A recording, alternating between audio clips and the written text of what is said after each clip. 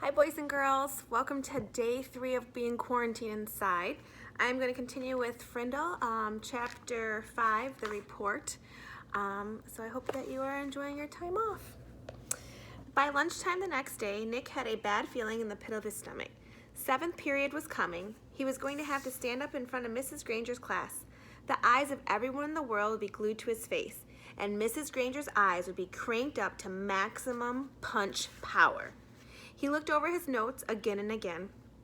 The first English dictionary, The Growth of the English Language, William Shakespeare, words from French and German, new words, old words, new inventions, Latin and Greek roots, American English, it all became a big jumble in his mind. And his grand plan from the night before, in the harsh fluorescent light of the school day, it seemed impossible. What is it with the clocks in the school? When you're planning to go to the carnival after school, the clocks in every class practically run backward, and the school day lasts for about 3 weeks. But if you have to go to the barber or go shopping for clothes after school, zip! The whole day is over before you can blink.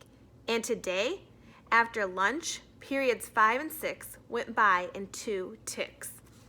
As the 7th period bell rang, Mrs. Granger walked into the classroom, took 4 steps to her desk at the side of the room, flipped open her attendance book, glanced out at the class, and made 2 little check marks. Then, looking up at Nick, she said, "I think we have a little report to begin our class today, Nicholas." 15 seconds into 7th period, and Nick was on stage. "This lady plays for keeps," thought Nick. He gulped, grabbed his crumpled note cards and his book bag, and walked to the front of the room. He stood next to the giant dictionary on its little table, and Mrs. Granger walked to the back of the classroom and sat primly on a tall stool next to the bookcases. She was wearing her blue uniform. Taking a deep breath, Nick began, "Well, the first thing I learned is the first English dictionary." Mrs. Granger interrupted. Excuse me, Nicholas, but does your report have a title?" Nick looked blankly at her. A title? No, I didn't make a title." "Class, please remember to include a title whenever you prepare an oral or written report. Now, please go on, Nicholas." And she smiled and nodded at him. Nick began again. Looking right at Mrs. Granger, he said, "The dictionary?" A couple of kids thought that was funny, but Nick played it straight and just kept talking. "A lot of people think that the first English dictionary was put together in the 1700s by a man named Samuel Johnson. He lived in London, England. He was real smart, and he wrote a lot of books, and he wanted all the other smart people to have a good dictionary to use. So he made one. But there were other dictionaries before his. The thing that was different about Johnson's dictionary was its size. First of all, he had over 43,000 words in it. The class made a bunch of noise at this big number. Ooh, and wow, and stuff like that. And Nick lost his concentration. He glanced up at Mrs. Granger, expecting to see those eyes drilling a hole in him, but they weren't. They were almost friendly, in a teachery kind of way. She shushed the class and said, "Go on, Nicholas, that's a fine beginning." Nick almost smiled, but he saw the kids staring at him, so he gripped his note cards even tighter and jumped back in. The other thing that Samuel Johnson did that was special was to choose the words he thought were most important. And then he gave lots of examples showing how the words got used by people. For example, he showed how the word take could be used in 113 different ways. Nick's report went on smoothly for 12 minutes. Nick was surprised at how easy it was to stand there and talk about this stuff. At the end of the first 5 minutes, Mrs. Granger had to stop Nick again to say, "Class, it is not good manners to yawn out loud or to put your heads down on your desk when someone is given an oral report." No one in class cared one little bit about the report, except Mrs. Granger. Every time Nick glanced up, she was smiling, and her eyes were not the least bit icy or sharp. She was eating this stuff up, listening and nodding, and every once in a while she would say, "Ooh, very good point," or "Yes, that's exactly right." But the next time Nick looked up, he saw Mrs. Granger sneaking a look at her watch. 18 minutes had gone by. Maybe his idea was going to work after all. Time for phase 2. Reaching into his book bag, Nick pulled out the red dictionary he had brought from home, the one most of the kids had, The one Mrs. Granger said they should have? Nick said, "This is the dictionary that I use at home for my vocabulary work. And I opened it up last night to the very front, and right there I found out a lot about how the dictionary was made. Right in this book. So I thought some of the ideas would be good as part of my report. It says here, Nicholas." Nick looked up. Mrs. Granger got off her tall stool, and its wooden legs made a screech on the linoleum. Heads snapped to attention, and the class was alert again. Mrs. Granger smiled, raised her eyebrows, and pointed at her watch. "Nicholas, I think the class should read that at home themselves. Now." John's hand was up in the air, and at Mrs. Granger's nod, he said, "But I don't have that dictionary at home, Mrs. Granger. I have the blue one." And several other kids immediately said, "Me too."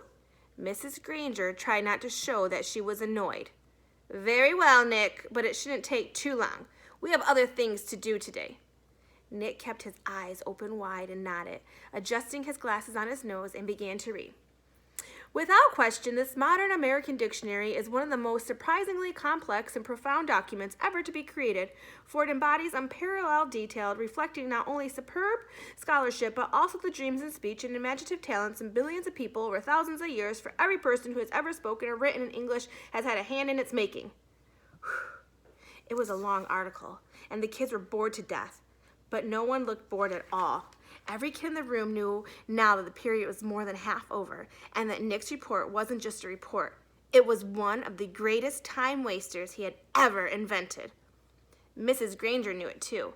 She had edged around from the back of the room to the side near the windows. Nick glanced up at her now, and then as he read, and each time, Mrs. Granger's eyes clicked up to a new power level. After 8 minutes of Nick's best non-stop reading, her eyes were practically burning holes in the chalkboard behind him. There were only 10 minutes left in the 7th period. When he took a breath to start a new paragraph, Mrs. Granger cut him off. "That's fine place to stop, Nicholas. Class, let's all give him a round of applause for his report." The applause didn't last long. As Nick took his book bag and notes and sat down, Mrs. Granger's eyes went back to almost normal, and she actually smiled at him.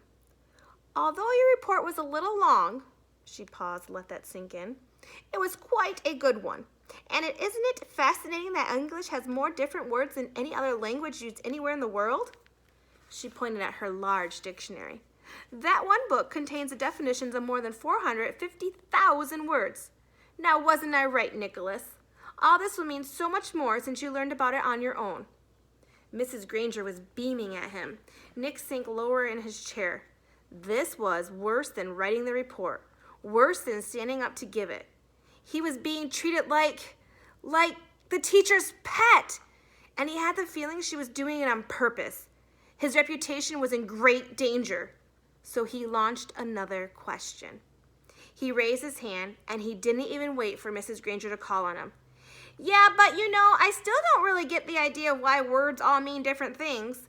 Like, who says that dog means a thing that goes woof and wags its tail? And who says so?" And Mrs. Granger took the bait. "Who says dog means dog? You do, Nicholas. You and I and everyone in this class and this school and this town and this state and this country. We all agree. If we lived in France, we would all agree that the right word for that hairy four-legged creature was a different word. Chien. It sounds like chien, but it means what dog means to you and me. And in Germany, they say Hund, and so on, all around the globe. But if all of us in this room decide to call that creature something else, and if everyone else did too, then that's what it would be called. And one day it would be written in the dictionary that way. We decide what goes in that book." And she pointed at the giant dictionary, and she looked right at Nick, and she smiled again. Then Mrs. Granger went on, "But of course, that dictionary was worked on by hundreds of very smart people for many years. So as far as we are concerned, that dictionary is the law. Laws can change, of course, but only if they need to. There may be new words that need to be made, but the ones in that book have been put there for good reasons." Mrs. Granger took a look at the clock. 8 minutes left. "Now, then, for today, we're to have done the exercises beginning on page 12 in your Words Alive book. Please get out your papers. Sarah, will you read the first sentence, identify the mistake, and then tell us how you corrected it?" And here's a picture here. It says, who says dog means dog? Mrs. Granger jammed the whole day's work into the last 8 minutes. A blur of verbs and nouns and prepositions, and yes, there was another homework assignment. And Nick didn't try to sidetrack Mrs. G again. He had slowed her down a little, but had he stopped her? No way. She was unstoppable, at least for today.